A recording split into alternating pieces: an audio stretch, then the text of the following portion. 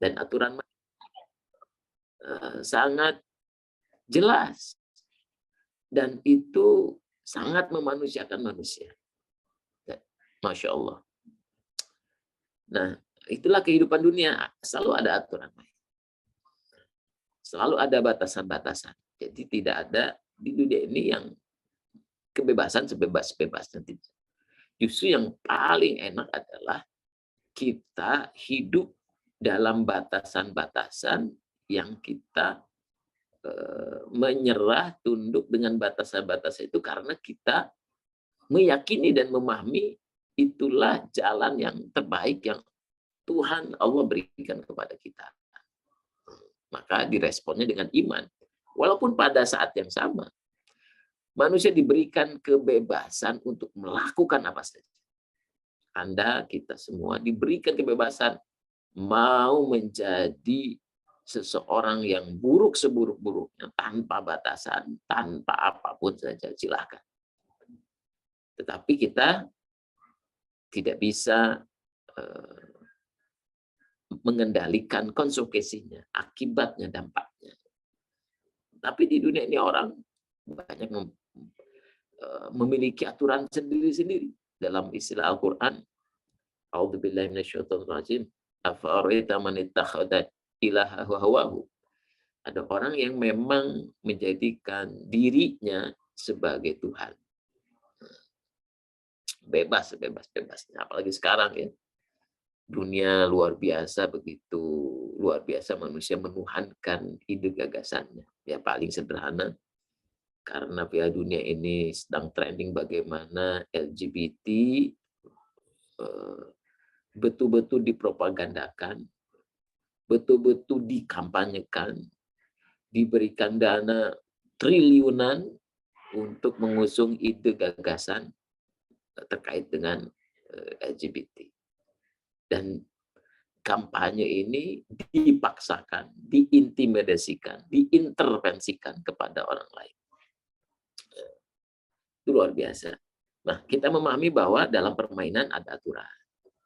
Apalagi dalam permainan yang mesti kita semua sadari, sahabat semua yang dirahmati Allah Subhanahu wa taala. Jam berapa sekarang? Jam 20.34. Oh, Ustadz, ini sharing screen-nya memang mati atau gimana? Emang udah... iya. Saya munculkan ya. Bentar. Saya bukan. Sharing screen-nya tadi mati. Berikutnya, sahabat semua yang dirahmati Allah Subhanahu wa taala. Setelah adanya aturan main, adanya tujuan, dalam permainan itu selalu ada yang namanya musuh ya. Selalu ada yang namanya musuh. Bentar.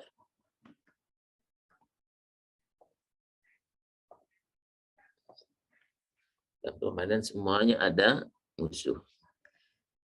Nah, apa musuh bagi manusia?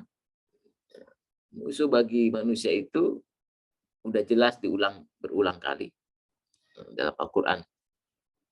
A'udzubillahi minasyaitonirrajim. Innasyaiton lakum aduun fattakhidhuhu aduwwa. Sesungguhnya setan itu adalah musuh yang nyata bagimu, maka jadikan ia musuh. Jadi musuh utama kita adalah syaitan. Maka mudah-mudahan dalam pertemuan kita di kemudian hari kita belajar tentang setanologi, ilmu setanologi. Karena salah satu kebanggaan syaitan adalah ketika manusia sudah tidak lagi menyebut mereka, menyebut setan. Sudah tidak lagi membahas tentang setan. Sudah tidak lagi menjelaskan langkah-langkah setan. Sudah tidak lagi menjelaskan terkait dengan tipu daya setan. Sudah tidak menyampaikan lagi bentuk-bentuk fitnah yang dimunculkan oleh setan.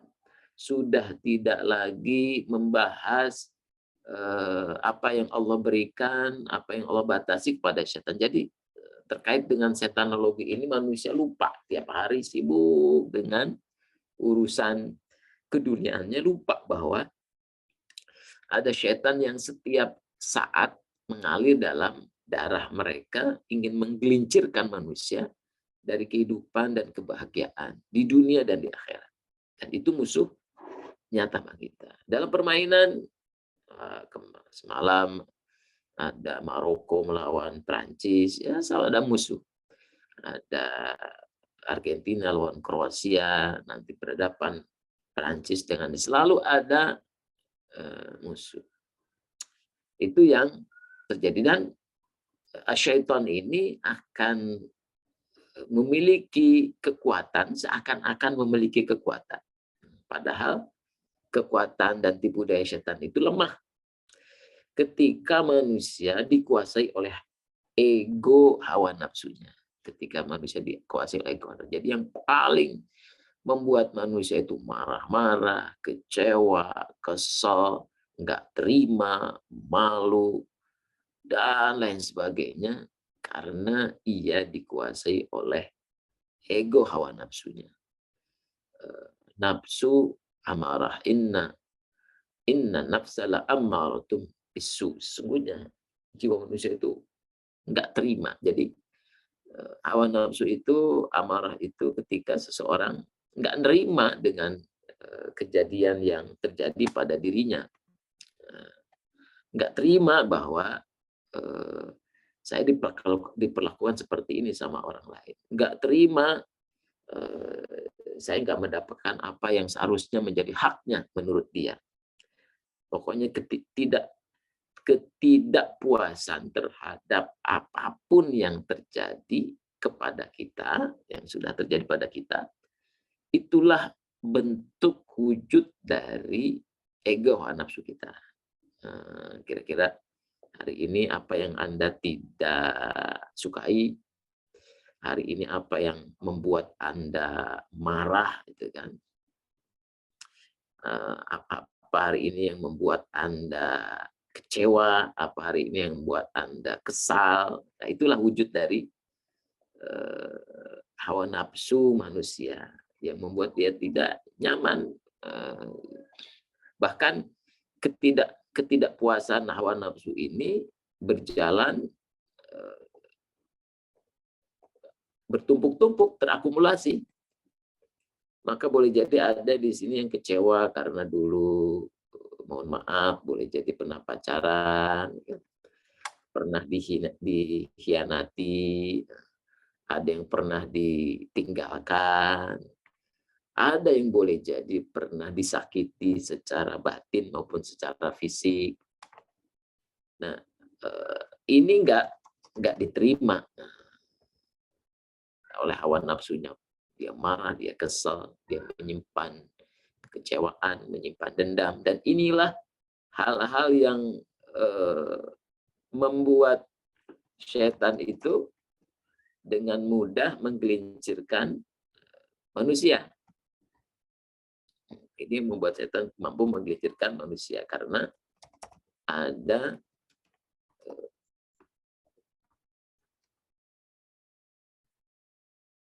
bentuk hawa nafsu yang diikuti, mulai dari hal-hal yang terjadi dahulu sampai dengan saat ini.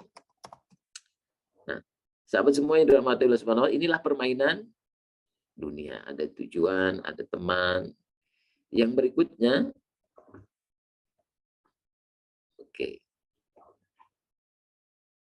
Di dunia ini kita memiliki apa yang disebut dengan sahabat. Oke.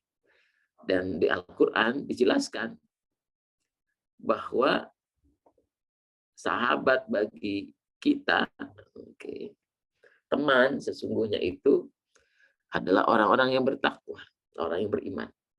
Al-akhillau yawma idzin ba'duhum li ba'din aduwwun ilal muttaqin.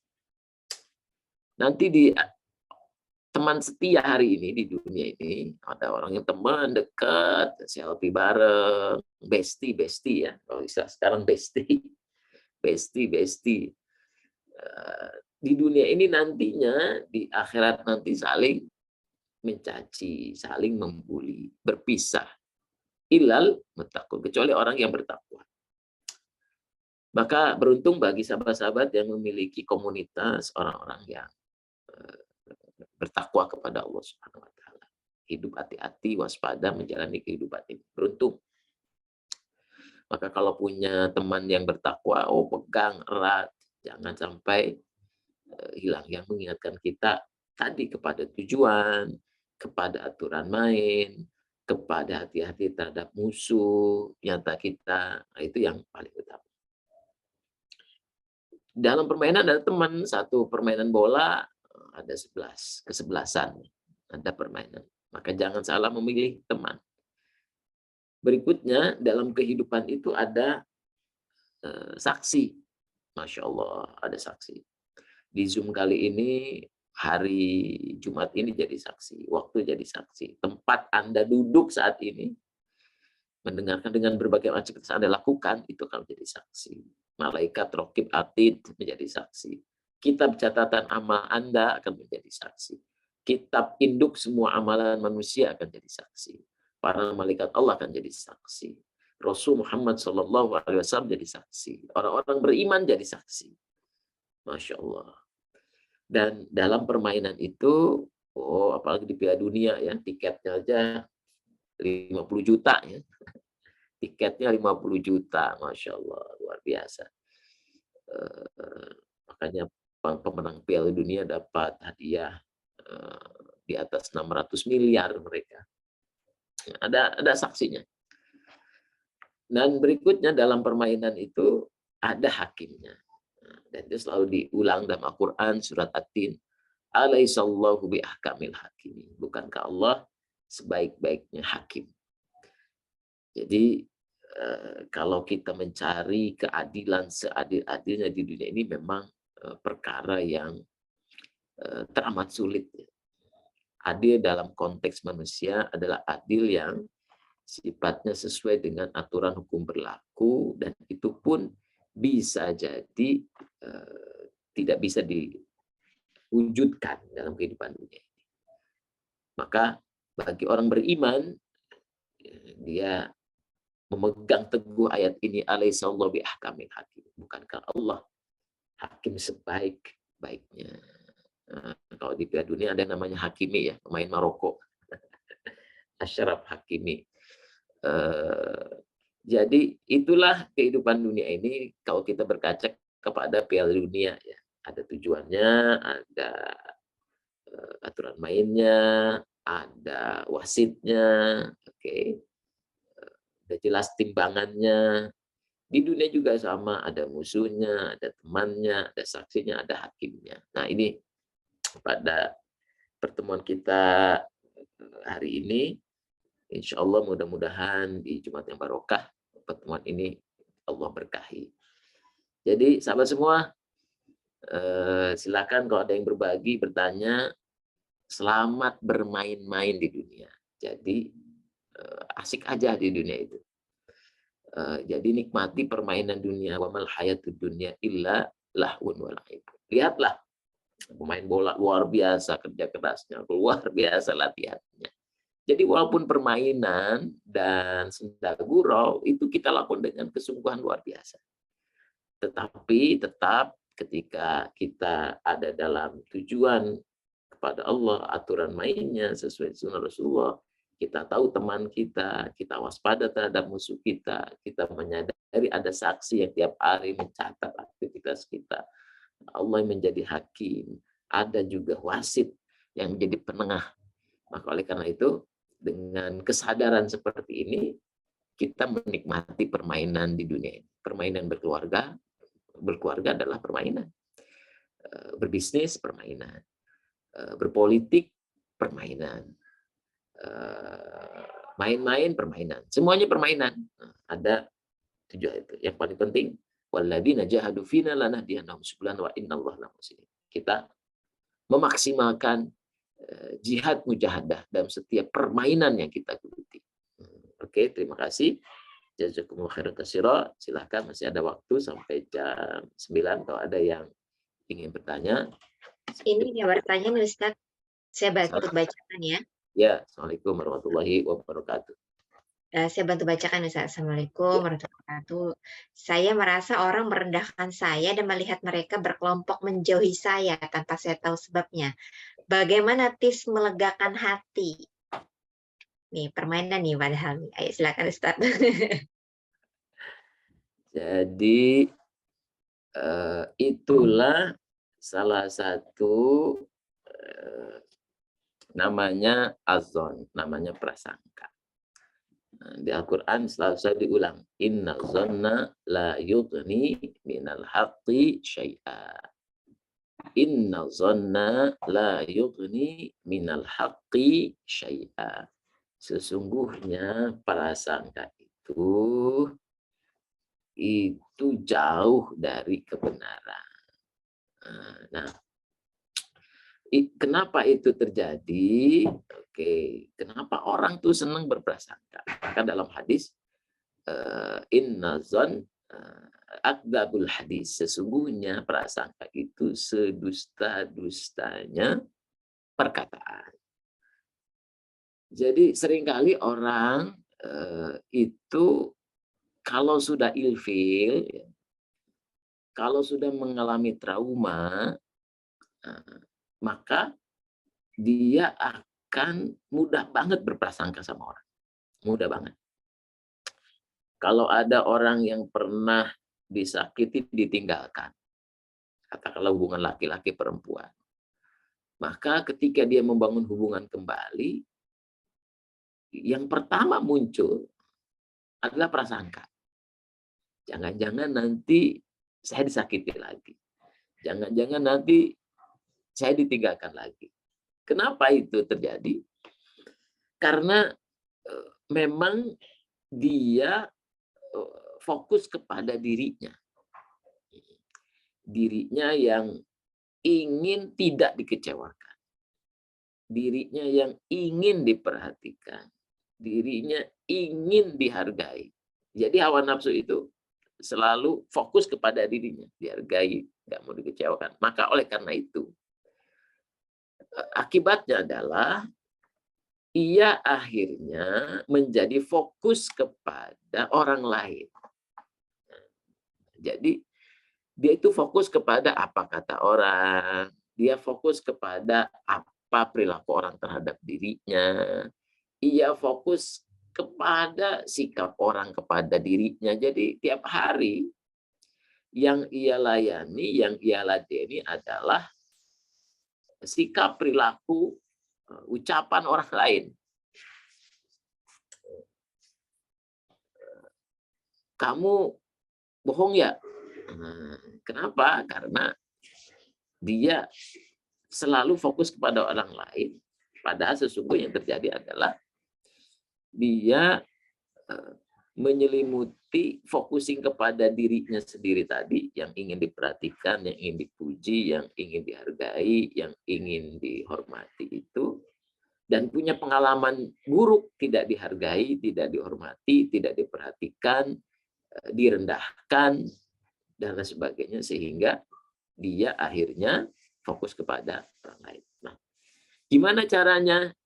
Nah, gimana caranya? Mulailah, mulailah untuk dalam Al-Quran dikatakan wa nafsi wa ma lawwama. Mulailah untuk mulai fokus kepada diri sendiri. Jadi nafsu lawama itu yang paling rendah itu dia selalu fokus pada orang lain, nyalahin orang lain, apapun di luar dirinya. Nah, nafsu lawamah yang makin baik adalah ketika dia mulai, ini gara-gara saya, ini gara-gara, mulai dari situ aja dulu. Lalu dari situ dia, lalu apa yang harus saya perbaiki dari situ? Apa yang saya perbaiki dari situ? Nah, dia akan mulai terlatih untuk tidak melihat apa yang diucapkan orang, apa yang disangka orang, apa yang dituduhkan orang, dan ini tahapan yang harus dimulai. Nah, jadi secara ini focusing kepada kekuatan dirinya untuk melakukan perbaikan. Dan pada sisi yang lain, mulailah memperbanyak zikir, Masya Allah, la haula wa la quwata illa billah. Ya, terima kasih istriku. Baik, jadi mulailah mengatakan gini, ma qadarullah ma syafa'ala. Ini sudah Allah takdirkan dan Allah melakukan apa yang Allah mau. Jadi kalau udah ada kejadian yang terlewat, atau kalau Anda berpikir, aduh nih orang nih kayaknya bersepakat untuk menjauhi saya, maka ketika ada pikiran itu, apa yang Anda katakan? Ma qadarullah ma sya'ala, ma qadarullah ma syafa'ala, ma qadarullah ma syafa'ala. Itu Anda zikirkan bahwa apapun yang terjadi, mau orang menjauhi atau mendekati, apapun itu, ma qadarullah ma sya'allah. Kalau sudah terjadi, Allah yang takdirkan dan Allah Maha Kuasa untuk melakukan apa yang Allah mau. Nah, itu akan membuat hawa nafsu kita dihadapkan kepada kekuatan benteng takdir di sisi Allah Subhanahu wa taala. Nah, dan nantinya kita akan terampil untuk akhirnya fokus kepada diri sendiri, apa yang bisa saya lakukan? Apa hal terbaik yang bisa saya lakukan? Nah, itu prosesnya berjalan bertahap seperti itu. Terima kasih. Ada lagi, Mbak Dia? Masih ada nih Ustaz, satu lagi Ustaz. Saya ini tulisannya panjang tapi saya perpendek aja nih. Intinya seperti ini. Dia targetnya udah lama mau nikah, terus belum nikah, terus terakhir ada yang sudah mau serius tapi ternyata kayak menghilang gitu Ustaz. Jadi dia nih ragu gitu. Gimana gitu bisa menentukan, kita bisa memastikan laki-laki itu serius nikah atau hanya main-main, coba-coba ta'aruf gitu. Gimana nih? Nah, itu sudah Anda sebutkan di pertanyaan Anda bahwa ciri laki-laki yang serius itu mendatangi wali, mendatangi orang tua Anda. Nah, jadi laki-laki yang serius itu bukan japri-japri dengan wanita, bukan sama sekali. Laki-laki yang baik itu yang japri sama orang tuanya, bertanya terkait dengan Anda kepada orang tua Anda. Itu yang paling benar. Karena tidak ada yang paling tahu Mbak Devi ini kecuali orang tuanya. Maka laki-laki ditanya kepada Mbak Devi, ditanya laki-laki kepada Mbak Devi langsung, ya pasti orang tidak mengatakan yang sejujurnya. Maka tanya kepada orang tuanya, itu pasti. Orang tua tanya Mbak Devi waktu umur 2 tahun gimana, 5 tahun gimana, 10 tahun gimana, 15 tahun gimana. Itu orang tua, kata kalau hidup bersama dengan orang tuanya dari kecil sampai besar. Itu tanya orang tuanya. Itu yang pertama. Yang berikutnya, wahai para laki-laki dan juga wahai para perempuan, yang paling utama adalah Anda memang betul-betul bersemangat untuk menjadi pasangan terbaik untuk siapapun yang menjadi pasangan Anda. Itu yang paling utama. Karena kalau fokusnya kepada dia beneran nggak jodoh saya, dia gimana karakternya, apa kok cocok dengan saya, itu menunjukkan bahwa ego hawa nafsunya fokus kepada orang di luar dirinya. Bukan berarti kita akhirnya tidak melakukan mencari informasi, menambah informasi, menyimpulkan itu urusan sekunder. Urusan yang paling utama adalah justru kira-kira kalau hari ini saya akad, apakah saya mampu menjadi pria yang menyayangi. Ketika hari ini saya menikah dan besok hari saya melihat istri saya marah-marah, gitu kan. Ternyata istri saya pemarah. Apakah saya jadi orang yang justru balik marah? Atau justru menjadi orang yang santun, maafkan, menjadi jalan menjadikan istri yang pemarah tidak pemarah? Atau sebaliknya, apakah ketika hari ini menikah dan ternyata besoknya dapat suami yang pemarah, apakah justru balik marah dan sebagainya? Justru itu yang kita senantiasa pastikan, bahwa kita menjadi mampu menjadi pasangan yang terbaik. Nah, fa insya Allah setelah kita berikhtiar untuk itu, kita berdoa kepada Allah, ya Allah, aku bertawakal, aku pasrahkan jodohku kepadamu, dan berikutnya aku melakukan kesungguhan untuk bertaaruf seperti itu. Dan untuk mencari teman ta'aruf yang baik, lihat lingkungannya.